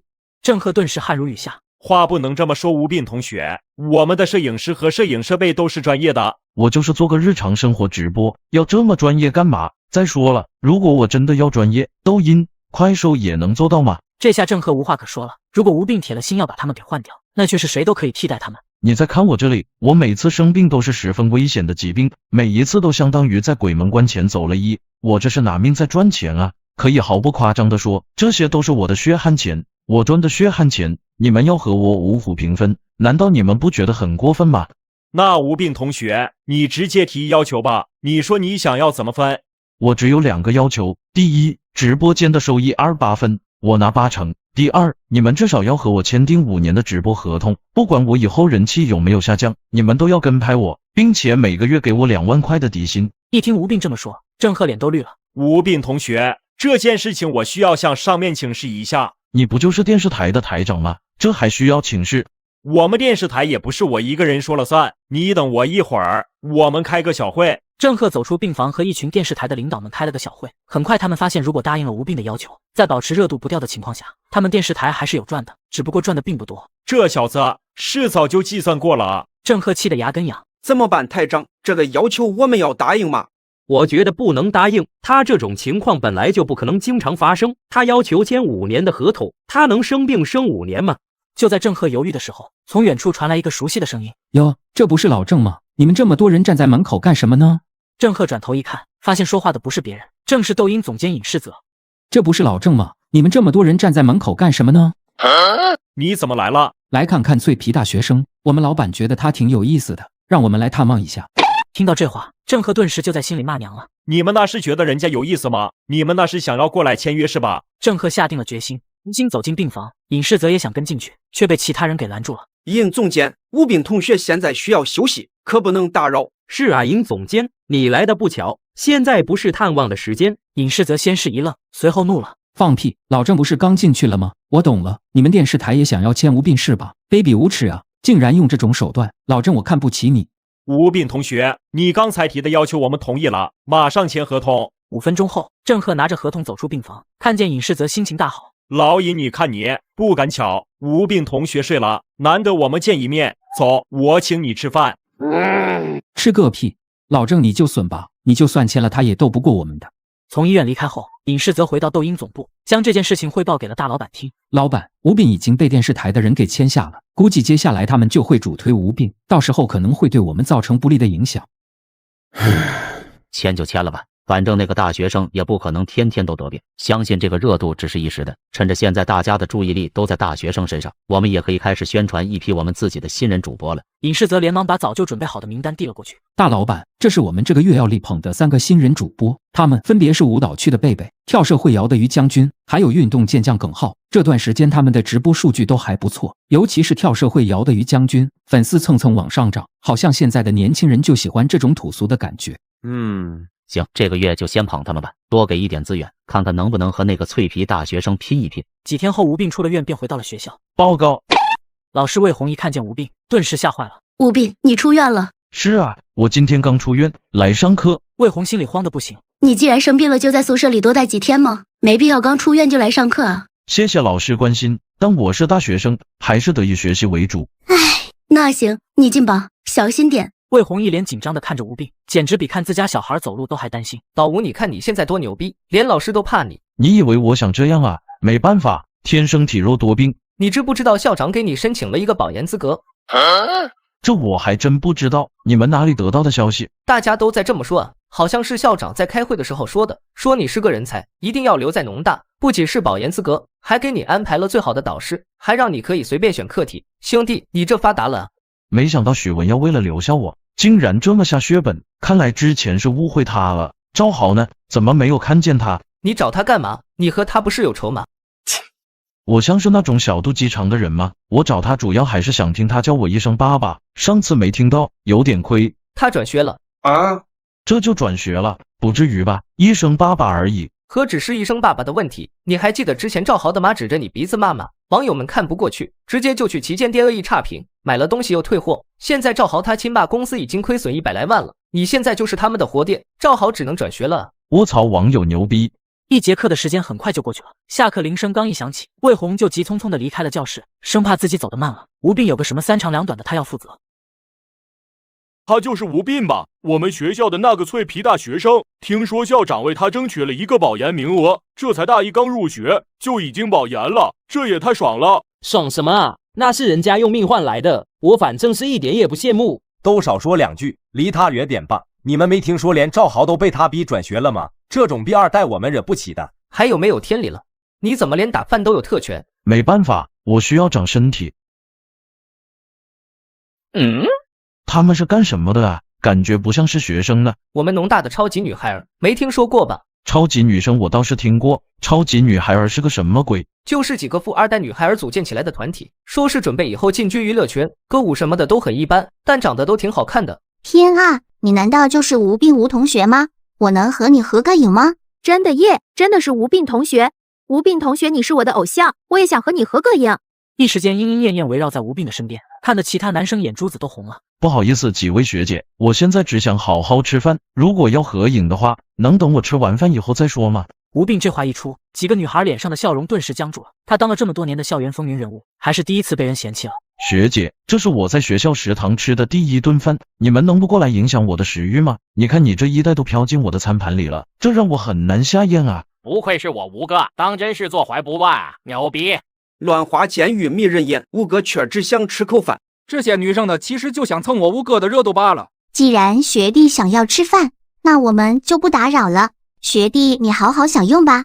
吴哥，你的头是真的铁啊，连这几个小富婆都敢得罪。怎么了？得罪不起吗？石可清的男朋友耿浩是学校跆拳道主帅，抖音的当红主播，经常代表我们学校去打比赛，赢了很多荣誉回来。而且他们2人的家庭背景都不简单，石可清的爸爸是教育局的，上头有人，你知道吧？耿浩的脾气是出了名的暴躁，而且因为这个，在抖音上有很多的粉丝，所以你这次得罪了石可清，恐怕事情要麻烦了。没有想到在大学里都还有这么狗血的存在，难怪都说大学就是一个小社会，真是让这群富二代给玩明白了。宋斌，我们学校有计算机协会吗？给我个地址。吴哥这是要干什么？怎么突然找起计算机协会了？难道说他准备创业做生意了？别逗，还一个农大的学生，学别人做什么生意，能够把种地研究清楚就不错了。兄弟，你叫吴斌是吧？有事。我叫耿浩，知道我是谁了吗？原来你就是耿浩啊，那个学跆拳道的。既然你知道我是谁，那这件事情就很好办了。今天你在食堂的直播我看了，你很嚣张啊。今天要么你跟着我去找石可清道歉，要么我们像个男人一样去我的道馆里打一架，敢不敢？我耿浩哥哥好帅，我就喜欢耿浩哥哥这种真男人。现在敢这样为女朋友出头的好男人越来越少了，我也想当耿浩哥哥女朋友。你们看，对方也有摄影师，他该不会也是个网红吧？看他一副身虚的模样，就算是网红又怎么样，肯定打不过我家耿浩哥哥。你既然看过我直播，那你应该知道我是谁吧？我管你是谁，欺负了我耿浩的女人就得付出代价。不过我也不想欺负你，你来我的拳馆，你可以带护具，我不带，我再让你双手，怎么样？吴斌像看白痴一样看着耿浩，又看了看他的一群小跟班。你们真不准备阻止一下他和我打，后果很严重的哦。世纪大战，跆拳道主将耿浩约战脆皮大学生吴斌。我操！这尼玛，耿浩想要干什么？谋杀吗？校长，大事不好了！你别一天到晚就大事不好了，我迟早让你吓出心脏病来。校长，我们学校有个跆拳道社团，你知道吧？我知道，他们的社长耿浩吗？帮我们学校拿了很多荣誉，那小子不错的，给我们农大长了不少脸。是不是他惹什么麻烦了？如果不是什么很过分的麻烦，也让老柳过去一趟，帮忙低调处理一下，毕竟是我们学校的优秀人才，要爱护吗？他和吴斌刚才约着一起去体育打架了。耿浩，跆拳道省赛冠军，约吴斌这个脆皮大学生去打架，我他妈！许文耀手上青筋暴起，都快把手机给捏爆了。你立马带人赶过去，无论如何也要阻止他们打起来。带保卫处的人去，都立马报警，顺便打120。校长，怎么了？你还有脸问我怎么了？你们班的耿浩是怎么回事？为什么他敢公然约人打架？没那么严重吧，校长。耿浩这个孩子我清楚，他应该只是找同学切磋，他下手很有分寸，不会有事的。不会个屁！你赶紧给耿浩打电话，让他立马站在原地别动，更不许对吴动手。他要是敢动吴斌一根手指头，你这个导员就别当了。好的，校长，我立马就给他打电话，你别着急。韩江挂断电话后，拨通了耿浩的号码，谁知道根本就没有人接。不好，看来你是真的很想和我打一场啊，连大门都反锁了。你要是害怕，现在认输也行，只要你跪着向我女朋友道歉，那这件事情就过去了。行吧，既然你找死，那我就成全你，只是希望你之后不要后悔。咏春吴斌，这小子学传武的，难道说是个高手？看来要全力以赴了。吴斌，你电话，校长打来的。忙着切磋呢，没空。吴斌，校长说让你别冲动，警察和医生已经在赶来的路上了。还是校长心疼人啊，这服务一步到位，只可惜晚了。今天说什么也要讹死这个愣头青。农大学子和一众校领导急匆匆地赶到了体育馆外，结果发现这门从里面被人给反锁了。耿浩这个二货怎么就去找吴斌切磋了？你想死别带上老子啊！就在此时，杨康也赶到。老杨，你也来了？不来能怎么办呢？吴斌是我学生啊，别闲聊了，一起踹门吧。来吧，用你最强的一招打我。你找死！疾病骨折已发动，一连串令人牙酸的骨骼碎裂声音响起，听得所有人都头皮发麻。哎呀，我操！这一脚这么猛的吗？我看好像整个胸腔都凹陷下去了，人没事吧？我日，这就是跆拳道主将的实力吗？这小子明年参加奥运会，妥妥的金牌吧？还参加奥运会，明年他估计坟头草都得3米高了。确实，这一脚把吴斌给踹死，就是故意杀人，一颗花生米跑不掉了。耿浩吓得裤子都湿了，他连滚带爬的来到吴斌面前，想要把他给扶起来。吴斌同学，你别吓我啊！我刚才那一脚收力了，根本就没有用力啊！你起来，你先坐起来。特殊效果，连锁反应已启动。随着连锁反应启动，耿浩扶着的地方骨头全断了。他刚抓住吴斌的手臂，想让他起来，结果手臂直接像泡沫一样，咔吧一声折断，接着弯曲成一个诡异而恐怖的姿势。谋杀，这妥妥的谋杀！浩哥，别冲动，为了一个女人而已，没必要杀人啊！杀人？我他妈是想救人啊！谁说我要杀人了？不许动！快担架！哥，抬不了，他这骨头一碰就碎了。动作稍微轻点，必须把他送到医院里去，要不然他死定了。帽子叔叔，我们就是切磋一下。切磋一下就把人踹成人渣了，你小子挺狠啊！要是真打，是不是还要把人家骨灰扬了？全身粉碎性骨折，你他妈逗我？这怎么治？我们能治好的是断骨，而不是人渣啊！他是被压路机压了，好像是和人打架，被人一脚踹成这样的啊！什么人这么猛，一脚能给人踹成渣？是压人吗？算了，给他补液吧，葡萄糖、肾上腺素什么的，该上就上，能维持多久就多久，尽量时间长一点，显得我们没那么废物。病床上的吴斌听到这话，蠕动着嘴唇，似乎想要说些什么。吴斌同学，你想说什么？我觉得我还能抢救。吴斌同学，不是我们不想抢救你，实在是没有办法下手啊！你现在全身上下就没有一个地方是硬的。卢昌世话音刚落，吴斌的面部突然凹陷下去一大块。我操！头骨也碎了，这下彻底变人渣了，没救了。急救室外面，许文耀一众校领导站在外面，神情肃穆。我后悔的，我真的后悔，我就不该去吃那个什么烤串，我就该守在体育馆，就不会有这种事情发生了。杨康坐在椅子上，头发都白了。吴斌这小子是真不让自己省心啊！明明知道自己脆，干嘛还非得去找人打架？怎么样，老卢，手术成功吗？卢昌世红着眼睛摇了摇头，在众人惊讶的目光中，吴斌被盖上白布推了出来。吴斌死了，这怎么可能？全身上下没有一块骨头是完好的，我们想给他做手术都不知道从哪里下手。老李，我们真的尽力了。不可能，绝对不可能！吴斌的体质那么强悍，怎么可能这么轻易就死了呢？老李，我能理解你的心情，但事实就摆在眼前，人确实没了。你也知道粉碎性骨折的治疗办法，要么做手术粘合替换，要么就只能等他自愈。但吴斌他是全身粉碎性骨折，就连他的头骨也碎了，身体里的所有器官都失去了支撑和保护，光肌肉和脂肪的重量就足以让他当场嘎掉。我想过很多种退场方式，没想到吴哥竟然会被人一脚踹陨落。完犊子了！看见吴哥被盖上白布，我心里好难受。作为吴哥的铁粉，他出殡的时候我一定要去送一下。要不再抢救一下？我总觉得吴哥不会这么容易就死。舒服了，终于把这小子给摁住了。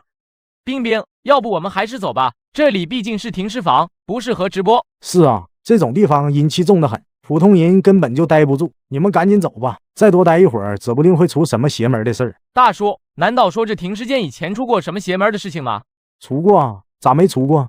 就去年有个女的难产死了，被送到这个停尸间里来，那叫一个惨啊，一尸两命。正好那天晚上是我值班，我就在这儿睡觉，结果听见有婴儿啼哭的声音。摄影师和何冰冰被吓得起了一身的鸡皮疙瘩。那大叔你不害怕吗？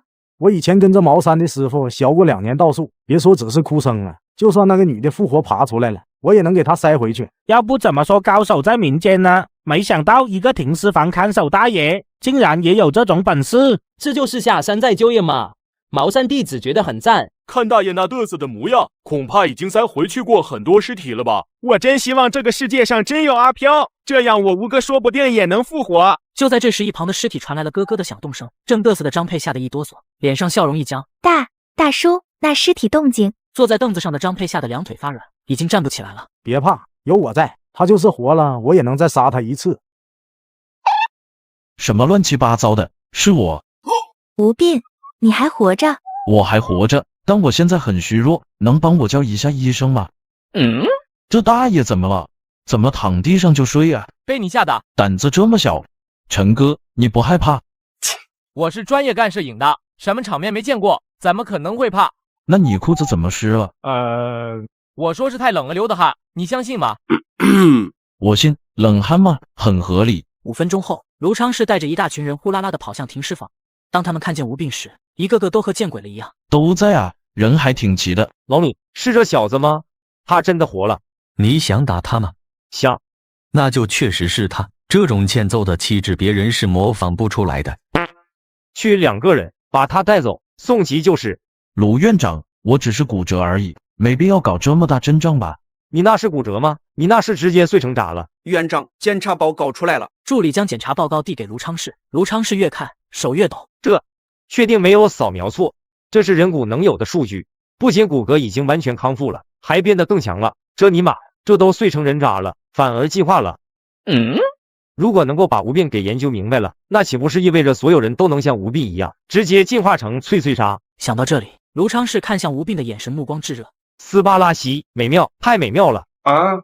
让你给我看个病，把你母语整出来了是吧？按照吴斌此时的骨骼强度，别说让人踹一脚了，就算是让大货车撞一下，也得是大货车当场骨折。把这些数据保存好，这个月底之前，我们所有人合作争取发表一篇论文。这数据太离谱了吧？应该没有人会相信。人就在这躺着，谁敢说我们数据离谱？不相信的自己来看啊！欢迎调查取证。总之，这个论文我发定了，天王老子也拦不住我。卢昌士说完，又满脸笑容地看向吴斌。吴斌同学，你别紧张，我们需要提取一点你的细胞液和骨髓，可能会有一点点痛，你稍微配合一下。我日，抑制不住了是吧？你果然要切片研究我。老卢，你干什么？检查至于这么久吗？老李，我现在怀疑吴斌的体内存在某种可以超高速促进骨骼愈合的东西，所以我准备抽发一点骨髓，进一步研究。不行，你抽骨髓又不是为了给他治病，你没有权利这么做。我做研究就是为了救更多的人啊！如果我们能够掌握这种超快愈合的技术，上一秒人还骨折，下一秒就好了，这不是好事吗？我们是医生，不能为了做科学研究就做出这种丧良心的事情来。虽然他是先天小白鼠圣体，但你不能真的把它当小白鼠用啊！老李，你说的对，是我差点犯错误，还好你及时点醒我了。只是一想到这么大的宝藏放在面前却不能挖，我心里就难受啊。看来还是没听明白我在说什么。你们2院不是每年都有拨研究经费吗？你既然要抽吴斌的骨髓，总得给他一点营养费吧？哦，吴斌同学，我想抽你一点骨髓，然后给你5万块作为营养费，你看可以吗？你们以为我会向金钱屈服吗？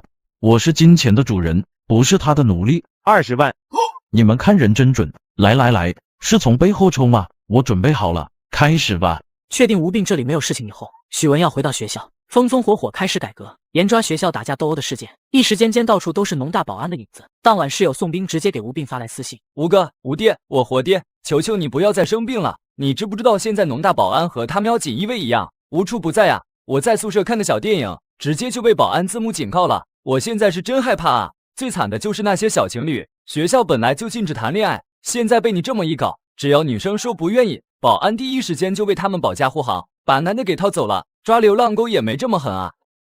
这么狠吗？这还是大学吗？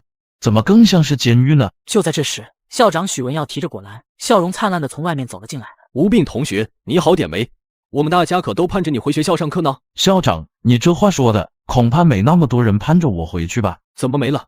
你是不知道，尽管你这次的事件，我狠狠整顿了一下学校风气，现在我们农大校风纯正，同窗和睦，这都是你的功劳啊！这是功劳？这分明就是一大口黑锅啊！我要是现在回学校，8成会遭到暗杀。校长，我也在网上看见你的那些举措了，老实说，会不会有点太严格了？你有什么建议？就比如情侣之间嘛，有时候就是喜欢玩一点有情趣的，你们光凭女生说不愿意就把男的给拘走，这太不合理了。没错，这点确实是我欠考虑了。刚才吴病同学说了，我们不能光是把男的拘走，也得考虑有很多男同学被女同学纠缠这种情况，男女平等嘛。所以你去和保卫处的人说一下，以后如果有男同学明确拒绝了女生，女生还要纠缠的，那就把女的也拘走啊！我他妈是这个意思吗？男女平等是让你拿来这样用的。吴病同学，你还有什么建议吗？许校长，我觉得你可能误会了，我的意思是学校抓这些事情不要抓得太严格了，要不然大学4年该多没意思啊！而且你们这样搞还容易和学生起冲突，保安大叔一个个都上了年纪，真要有个3长2短，学校也负不起这个责任吧？吴病同学，你的想法和我不谋而合，我就说要尽快更新升级我们保卫处的装备嘛，你立马联系魔都安保中心，把防四服、头盔、辣椒水、电棍、盾牌还有那个防爆车都安排上，一定要保证我们安保人员的生命健康安全。校长，我想请个病假。你现在不就在休病假吗？不是的，校长，我想利用这段时间出去走走，散散心。卢院长说出去旅游对我的病恢复有帮助。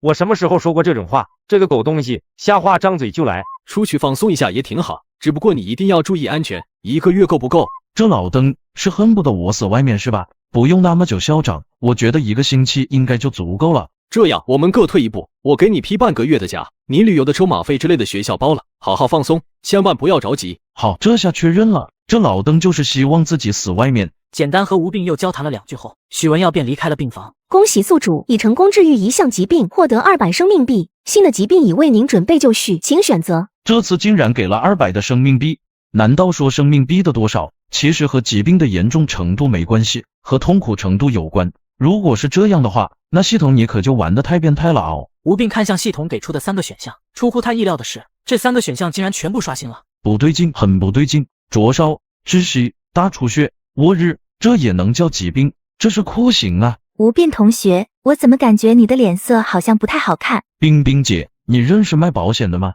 我想为自己买份保险。我们节目组早就想过帮你买保险了，保险公司不同意，你已经被所有保险公司拉进黑名单了。啊！这些保险公司凭什么把我拉进黑名单啊？我凭本事赚钱都不行吗？你那是凭本事挣钱嘛？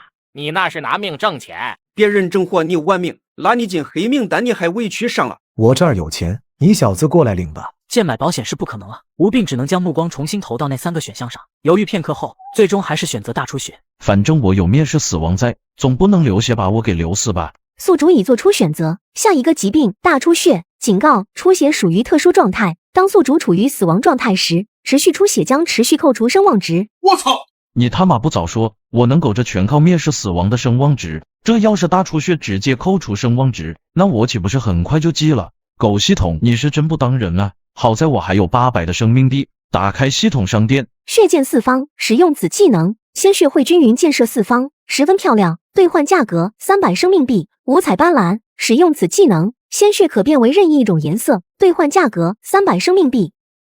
不是你逗我呢？你学企鹅哥这儿卖炫彩特效呢，能来点有用的吗？纳米救援，使用此技能，可召唤1次纳米小队进行救援，兑换价格100生命币。鲜血渴望，使用此技能，可通过进食其他动物的血液，为自己补充血液，兑换价格300金币。这个还不错，买。恭喜宿主购买成功，感谢您的消费，商城感恩大回馈，特赠送您一款特殊效果大血崩。这他妈是感恩大回馈？你是阎王爷派来的卧底是吧？大出血，这下直接进化成大血崩了。就在这时，李国泰和卢昌士从外面走了进来。怎么样，小子？听说你要出去旅游？李院长，我是 B 型血，这个你知道吧？我给你做了这么多次手术，我当然知道你是 B 型血，有什么问题吗？我的意思是说，我们市的 B 型血够用吗？如果我需要优先输血，需要办理什么手续不？你小子是不是又预感到什么了？你别管这些，现在最重要的是，我能优先输血不？你身份特殊，自然是可以优先输血的。我们国家的血库储备很足，别说你是 B 型血，你就算是熊猫血，也一样是够用的。有了李国泰这句话，吴并顿时放心了。听说你要出去旅游，想好去哪里了吗？不去了，我就在医院待着。检测到宿主试图钻漏洞，警告宿主正常生活，否则宿主将立即死亡。干，你他妈够狠！行，不让我在医院待着是吧？那我就在医院门口蹲着，这总行了吧？检测到宿主贼心不死，依旧试图钻漏洞，系统已为宿主选定旅游地点，请在限定时间内抵达并拍照打卡，超出打卡时间将立即死亡。打卡地点已显示，请宿主尽快确认。我日，5天爬完5月，系统你当个人？倒计时开始。我操！快，李院长，给我办理出院手续。你刚才不还说要在医院里待着吗？不能待，再待就要死人了，赶紧给我办出院吧，我现在就要去旅游。吴并同学，看得出来你很兴奋啊，你是不是很早就想来旅游了？少说话，节省体力啊！不至于吧，说2句话能消耗多少体力？我靠，那小子要跑，赶紧跟上他！快，别让他摔着了，跟上！你他妈不知道你有多脆皮吗？谁给你的胆子这么跑的？万一摔了怎么办？万一跑出心脏病怎么办？原本所有人都觉得以吴并的身体素质，跑不了一会儿就肯定会停下来，结果他们却发现他的体力出奇的好。你没事吧？肚子很痛，跑岔气了，休息会儿就行，给他弄点葡萄糖喝喝。没想到自己有一天竟然会被脆皮大学生给甩在后面，丢人啊！几个小时后，摄影师和医疗团队宛如一群丧尸，一个个气喘吁吁的艰难前行。摄影师朱旭跑在最前面，勉强还能拍到吴并的背影，但手已经抖得和帕金森一样了。虽然我看不见摄影师的脸，但通过这个画面的抖动程度，我能体会到他有多崩溃。我98岁的奶奶手都比他稳，不能怪他，谁又能想得到我脆皮吴哥这么能跑呢？这体能太变态了！就在大家议论纷纷时，摄影师倒下了，但他还倔强地举起摄影机，始终对准吴并的背影。兄弟，接下来交给我吧。陈峰扛着摄影机，怒吼一声，朝着吴并奋起直追。2分钟后，医疗小组在登山道拐角处追上了陈峰。此时的他瘫倒在地上，口吐白沫。另一名摄影师王和从他手里接过摄影。嘿，你他妈简直是第7摄制组的耻辱！根据前线传回来的报告，第7摄制组已经跑土4个，跑废2个了，还有好几个女编导跑哭了，直接和我说要辞职。恐怕再这么下去，我们的直播就要被迫终止了。说说吧，现在我们应该怎么办？这个小子不是脆皮大学生吗？他的体能什么时候这么好了？这件事我问过李院长了，根据医院那边的数据，吴并的心脏能力远超常人，虽然肺差了点，但总体还是比普通人更强。他为什么不坐缆车呢？非得慢跑上山吗？这件事我们的人也问过了，吴并说什么系统任务就是这样，只能在限定时间内徒步上山。啊，牛皮！既然如此，也只能请求地方台支援了。我建议至少安排4个摄制组，轮番跟台。好，就这么办。华山山道上，吴并也跑不动了。失算了，虽然我的心脏很牛逼，但肺功能是真的差。早知道就选窒息死了，这样就有一个铁肺了。到时候铁肺加帝王引擎组合，别说慢跑上华山，就是爬喜马拉雅山也不带喘的。见吴并跑不动了，跟在后面的一群人感动得热泪盈眶。这个狗东西终于累了。吴并同学，你为什么要跑这么快啊？这是你的计划吗？计划个屁，这是系统在整我。我是想通过这种方式告诉那些重病在床的人，疾病虽然很痛苦，但他们并不可怕。只要我们足够勇敢，哪怕是百病缠身，我们也能勇往直前，不比任何人差。吴并这一番话把一旁的何冰冰感动的眼眶都红了。很快，吴并在华山道上励志的一番话在网上迅速爆火走红。一些重病缠身的病友在了解到了吴并的经历后，全都掩面而泣，重燃起了对生活的希望。这位小朋友，听说你在看了吴并同学的励志视频后十分有感触，能和我分享一下你现在的心情吗？我是一名初2的学生，我的梦想是当一名赛车手。我原本以为我再也不能追梦了，直到我看见了吴并哥哥。我不会放弃梦想的，我一定会站起来的。记者鼻子一酸，这位小朋友，方便问一下你的腿是怎么断的吗？那是一个阳光明媚的午后，我爸骑着自行车载我去上学，在经过一个十字路口的时候，是出车祸了吗？不是，是我的脚卡在车轱辘里了。我爸感觉蹬不动，于是就站起来咬牙蹬我的腿。与此同时，魔都电视台也搞了个分直播间，采访之前被换下来的那一批工作人员。请问你对于这次爬山有什么感受？我们工作组一共3个女生，除了冰冰和我，还有一个女生跟了一半，人直接废掉了。直接废了？没错，废了，再也不想走路了。那你感觉怎么样？我不一样，我懵了。朱先生，对于这次的跟拍导致工作人员崩溃，你有什么想说的呢？这很正常，摄制组肯定是跟不上的，毕竟大家年龄都大了。但就算如此，我们也只能相互鼓励，坚持着前进。因为我们台长告诉我们，一定要带着去进行拍摄，要对吴同学充满爱意。那如果吴病是你的小孩，他这么带着你爬5岳，你会怎么样？我会打死他。在经过5天不间断的跑山后，吴病终于将5岳全部爬完了。恭喜宿主完成现实任务，已获得炫彩奖励佛光普照。吴病同学，你用5天的时间爬完了5岳，你现在有什么话想对观众们说的吗？我还是那句话，无论是疾病还是苦难，都无法战胜我们坚强的意志。我今天站在这里，就是为向所有人证明一句话：关山千万重，山高人为峰。佛光普照炫彩特效已发动，一缕阳光照在了吴病的身上。这一刻，佛光普照，吴病被阳光镀上了一层金，脑袋后面还出现了光圈。我儿，我吴哥成仙了！炫彩特效果然是这样用的，我真他妈是个天才。吴病同学，你吃点什么？先给我来10盘鸭血吧。你这么喜欢吃鸭血吗？要不先点2盘吧，不够再加。先点10盘，这样我更有安全感。吴病同学，你身上怎么有淤青？胡医生，你别这么紧张嘛，我身上的这些淤青就是不小心磕碰到的，没事的。吴病撩起袖子，结果定睛一看，自己都傻眼了。他整个右手小臂全都青一块紫一块，看上去十分吓人。把机器拿过来给吴病做个血液检测。胡医生，吴病这是什么病？现在还不能确定是不是病，但这么多大块大块的淤青，说明他体内的血管已经有了出血症状，这肯定不是正常现象。你们不要这么紧张嘛，我这不是没什么事吗？先坐下吃饭，别着急。来之前我就打听清楚了，距离这里5公里不到就有一家医院，而且血库储备相当充足。凭借我35天的无敌时间，就是也爬进那家医院了，完全不用慌。麻烦你们管一下他可以吗？嫌我儿子撞到你了，那你不知道换一个位置吗？又不是狗，没有项圈拴着你，你离我们远点不就行了？妈的，真当我好欺负啊！小子，你什么意思？是不是想打架？胡医生，快看这个检测报告。这怎么可能？血小板只有1，确定不是仪器出问题了吗？突然一记清脆的耳光声从旁边传来，所有人转头一看，发现小孩正一只手拿着牙签，一只手捂着脸瘫坐在地上嚎啕大哭，而吴病的脖子上出现了一个红色的小点，接着鲜血如同爆掉的水管一样喷溅而出。我操！止血，打电话叫救护车。见到自己儿子被打，曹杰气不过，举起手里的酒瓶就朝着吴病的头砸了过去。不是大哥，你这出血量是不是有点夸张？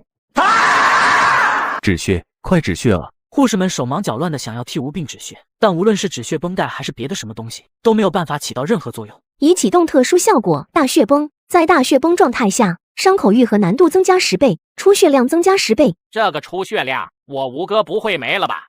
不会的，这个出血量是夸张了点，但有专业的医疗团队在，应该不至于死吧？说起来，这个血小板1是个什么意思啊？有没有懂行的大佬科普一下？这么和你说吧，正常人是100到300，就连尸体的血小板指标都是3，而我们的吴哥他是1。这尼玛意思是吴哥就是一个活死人，所以他身上的那些不是淤青，是尸板。他居然还顶着这样的身体5天爬了5岳，我儿 no 品。你已处于濒死状态，警告：出血属于特殊状态。当宿主处于死亡状态时，持续出血将持续扣除声望值。不是，这么快我就处于濒死状态了？医疗小组呢？救一下啊！出血状态，声望值减1000。出血状态，声望值减1000。不是，系统大哥，你1秒钟扣我1000的声望值，还有王法吗？如果按照1秒扣除1000声望值来计算，那面试死亡只能坚持50分钟啊！快送我去医院！放心吧，吴病同学，救护车马上就到了。胡医生，医院刚才打来电话，说救护车因为前方车祸堵路上了，赶不过来。完了，时间上来不及了啊！鸭血，我想吃点鸭血。都什么时候了，你还想着吃？你放心，等你康复以后，我们大家会请你再吃一顿鸭血火锅。等我康复以后还吃有什么用？我现在就要吃，我要补血啊！吴病想要解释，但大量失血让他说话都极其困难。那米救援已启动，坚持住，小伙子，我们还有10分钟抵达。无论如何，一定要坚持住啊！等我们。居然还要10分钟才能到，不行，我得想办法增加声望值，延长无敌时间。现在在线人数多吗？刷个火箭，我给大家整个火怎么样？啊，不是大哥，都这个时候了，你还有心情整火？吴斌同学，都这个时候了，你就别开玩笑了。你乖乖坐好，我马上联系其他救护车过来。你们不让我吃鸭血也就算了，难道还不准我整活？你们这是要逼死我啊！护士姐姐，麻烦你们离我远点，我感觉我好像要喷出来了，我快忍不住了，待会儿我喷出来把你们弄脏就不好了。什么虎狼之死？放心吧，吴斌同学，我们是专业的，我们是不会嫌弃你的。是啊，你现在这个情况离不得人，你就算喷在我们身上，我们也不会放弃救治你的。不是，你们影响我发挥了，待会儿我的特效搞出来不漂亮了怎么办？恭喜宿主购买成功，血溅四方效果已发动。伴随着系统提示音响起，吴病的身上多处出血点，开始同时向四周喷细小的血柱。更绝的是，这些血柱时强时弱，看起来就像是在配合某种旋律一样。人体喷泉，我操，还能这样流？这也太艺术了吧！胡平站在一旁人都看傻了，这他妈为什么你的血崩这么有个性？哥，你是我亲哥，你别搞啊！我好不容易现在混出点人样来，你可千万别死啊！本来只是普通的打架斗殴，你这人体喷泉一出，我得立马被逮去枪毙啊！最受刺激的就是小孩哥了，人都吓傻了，呆呆的看着吴病，浑身直哆嗦。看我给你整个更刺激的！五彩斑斓效果已发动，从吴病身体里喷出来的血液瞬间变成了绿色，小孩哥吓得一激灵，呕吐白沫，晕死过去。站在一旁的胡平更被吓出尖锐的爆鸣声。卧槽，绿色的血！胡平话音刚落，吴病的血液又变成了紫色，接着又变成了黄色。曹杰夫妇吓得白眼一翻，也倒在地上开始抽搐起来。